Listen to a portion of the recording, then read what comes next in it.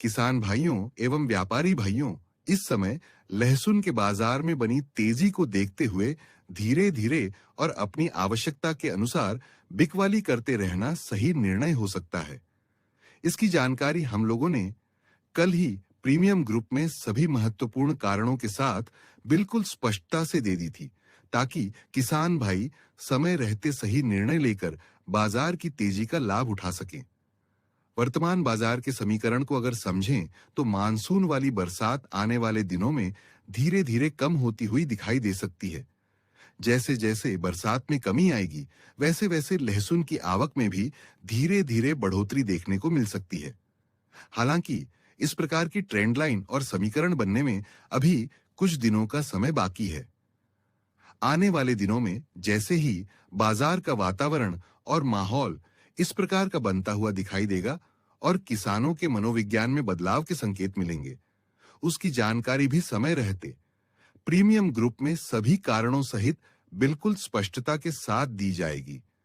इसका उद्देश्य यही है कि किसान एवं व्यापारी भाई सही समय पर सही जानकारी प्राप्त करके अपना निर्णय ले सकें। मौजूदा समय में आने वाले कुछ दिनों तक लहसुन की आवक और भाव को लेकर किसी प्रकार की घबराहट या डर जैसा समीकरण दिखाई नहीं दे रहा है। आने वाले कुछ दिनों तक आवक में कमी और भाव में धीरे धीरे सुधार की संभावना बनी हुई है। इसके साथ ही लहसुन में लिवाली मजबूत रहने की संभावना है, क्योंकि आने वाले दिनों में लोकल डिमांड में भी बढ़ोतरी देखने को मिल सकती है। यही कारण है कि फिलहाल बाजार में कमजोरी की बजाय धीरे धीरे सुधार का समीकरण ज्यादा मजबूत दिखाई दे रहा है।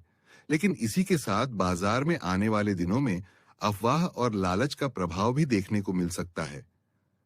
ऐसे समय में किसानों एवं व्यापारियों को अफवाहों और लालच से दूर रहकर बाजार में बनने वाली वास्तविक ट्रेंड लाइन और समीकरण को समझना बेहद जरूरी होगा।